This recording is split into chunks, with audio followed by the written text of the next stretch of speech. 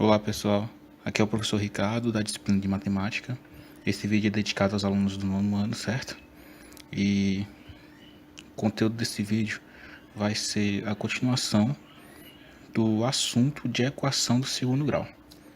Então, o objetivo dessa aula de hoje é fazer a análise da quantidade de raízes de uma equação do segundo grau através do discriminante delta, certo? Então, a gente sabe o seguinte, que o valor do delta, que é o discriminante de uma equação do segundo grau, determina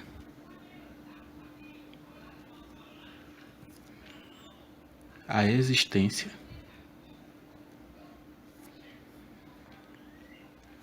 e a quantidade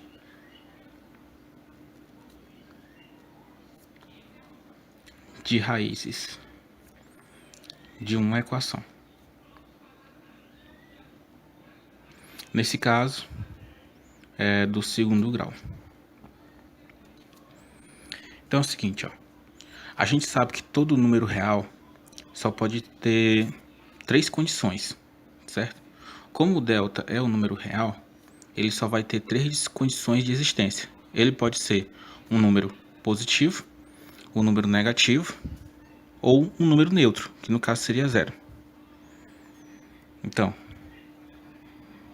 se o valor de delta for um valor positivo, isso quer dizer que a equação admite duas raízes diferentes, que são chamadas de x1 e x2, certo? Sendo que o x1 vai ser diferente de x2. Se o delta for um número igual a zero, nós vamos ter apenas uma raiz.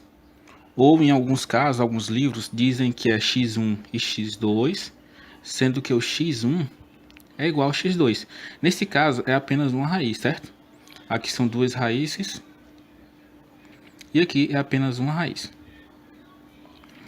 O terceiro caso é quando o delta é menor que zero. Nesse caso aqui não existe raiz real.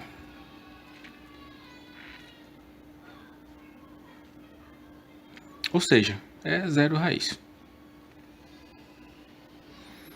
Agora é o seguinte, pessoal. A fórmula do delta, ela é dada por essa equaçãozinha aqui, ó. Delta é b ao quadrado menos 4ac. Essa fórmula aqui já foi explicada em aulas presenciais, certo? Nas aulas presenciais eu ensinei como se determina esses coeficientes, o a, o b e o c, aplica na fórmula do delta e também na fórmula de Bhaskara, porque é para encontrar esses dois valores aqui, de x1 e x2. A fórmula de Bhaskara é essa fórmula aqui. É menos b mais ou menos a raiz quadrada de delta sobre 2 vezes a. Isso aqui, para quem ainda não entendeu, vocês podem dizer nos comentários aqui, tá colocando nos comentários, que eu posso fazer um vídeo dedicado só à explicação desse conteúdo. Só que nesse agora não dá para explicar porque o vídeo vai ficar muito grande e o nosso objetivo não é ver a fórmula de Bhaskara, entendeu? Vamos dar continuidade aqui. A gente vai pegar essas três condições, aplicar a fórmula de Bhaskara para determinar a quantidade de raízes de algumas equações. Vamos ver aqui um exemplo bem simples, um dos exemplos mais simples que se tem para entendimento do conteúdo. Vou colocar aqui exemplos. O exemplo 1. Determine a quantidade de raízes da equação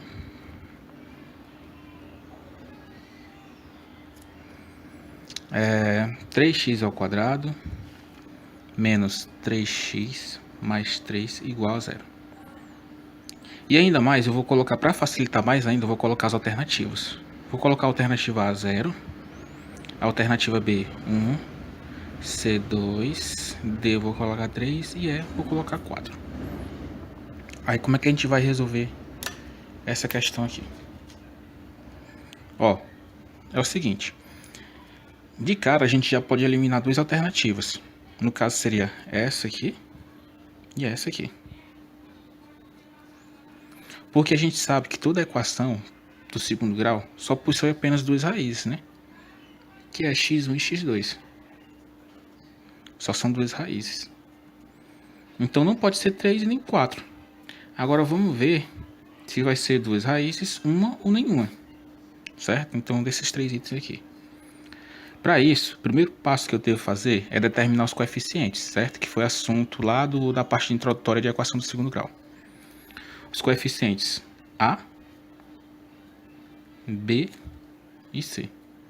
O coeficiente A é sempre o valor que está do lado do x ao quadrado, ou seja, nesse caso aqui é 3. O B é o que está do lado do x, menos 3. E o C é o termo independente, vale 3. Vamos aplicar a fórmula do delta. Delta é igual a B ao quadrado menos 4AC. Então, delta vai ficar menos 3 ao quadrado, menos 4 vezes 3 vezes 3. 9 menos 4 vezes 3, 12, vezes 3 dá 36. Então, isso aqui dá menos 27. Né? Sinais diferentes subtraem. 9 menos 36 dá menos 27. Nesse caso aqui, o delta, ele deu negativo. Né? Ou a gente pode escrever delta menor que zero. Certo? Como ele é negativo ou menor que zero, a gente vai lá para as condições. Quando o delta é negativo, não existe raiz real, ou seja, tem zero raiz. Nesse caso aqui, a alternativa é a letra A. Bem simples esse exemplo aqui, né? Vamos colocar um segundo exemplo. Da seguinte maneira. Determine a quantidade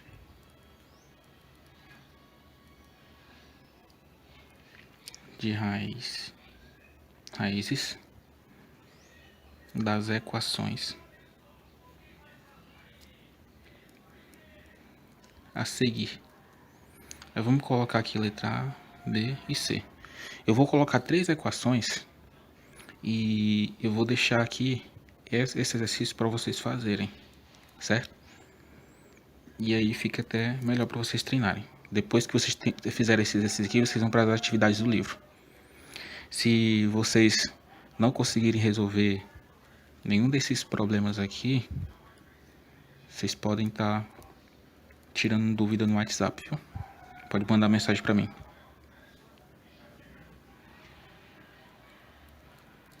Certo. Vamos para o terceiro exemplo. Esse terceiro exemplo aqui eu vou colocar já uma aplicação para a gente fazer aqui em relação ao valor do delta e o valor de uma outra variável independente de x para a gente encontrar. Então eu vou colocar o seguinte, ó. Calcule o valor de k na equação.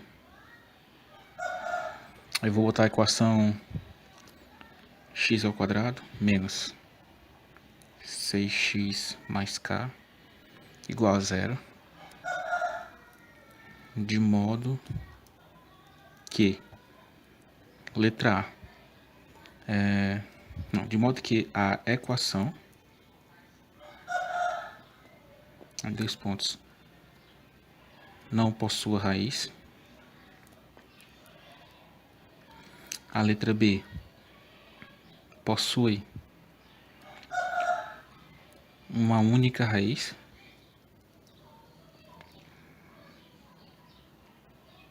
E a letra C possui duas raízes distintas ou diferentes, né? Vamos lá. Vamos fazer aqui a letra A.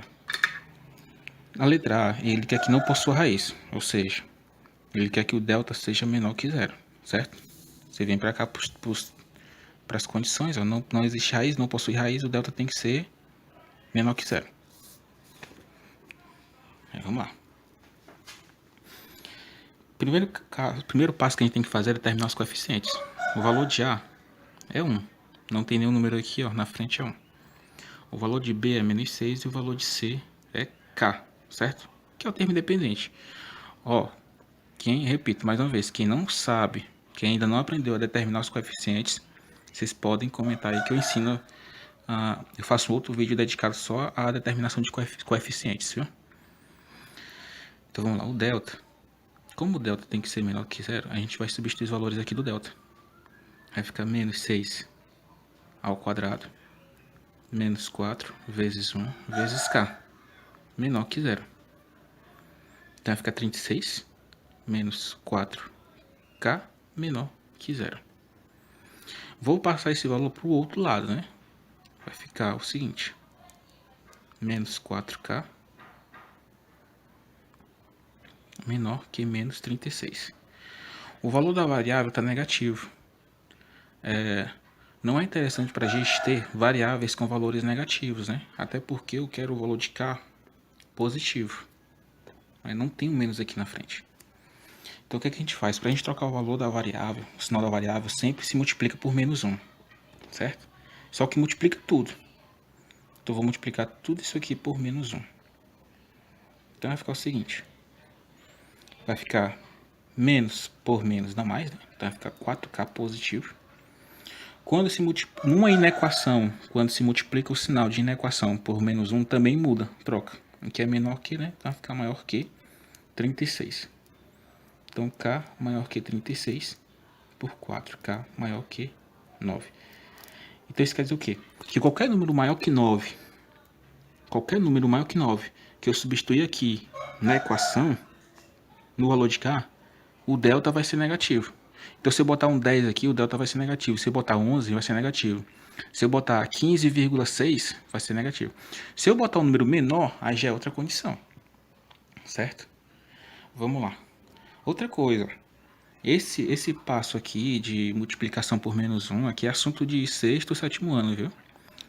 Quem não estiver entendendo essa parte de inequação, multiplicação por menos 1, jogo de sinal, vocês têm que dar uma estudadazinha no conteúdo de sétimo ano, sexto ano. Vamos aqui para a letra B. Possui uma raiz, uma única raiz. Ou seja, na letra B, o delta tem que ser igual a zero. Agora fica muito... Depois que você faz uma delas, o restante fica fácil. Então vamos lá.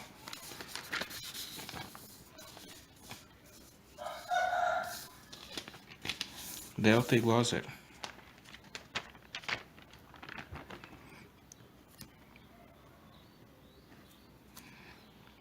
Bom, a equação fica x ao quadrado menos 6x mais k igual a zero. Vamos substituir os valores dos coeficientes, a gente já sabe, né? A gente já fez na letra anterior, mas eu vou fazer novamente aqui.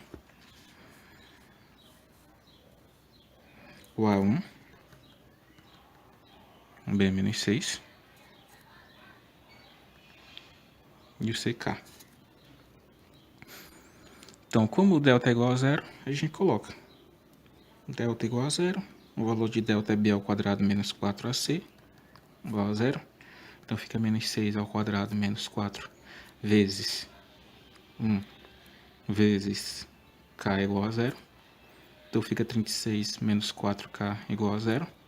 Menos 4k igual a menos 36.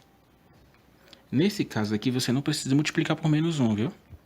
Não é necessário, mas se multiplicar também pode, certo? Naquela inequação a gente multiplica porque tem que observar o sinal. Se eu multiplicar por menos 1 aqui, como é igualdade, o valor não vai mudar. Se eu multiplicar por menos 1, o valor não altera. Então eu posso levar direto, ó, menos 36 por menos 4. Menos por menos dá mais, 36 dividido para 4 dá 9. A letra C é duas raízes diferentes, né, distintas, ou seja, o delta maior que zero.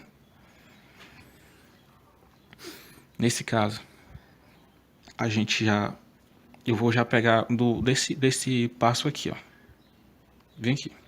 36 menos 4k maior que zero, certo? Já para ganhar tempo.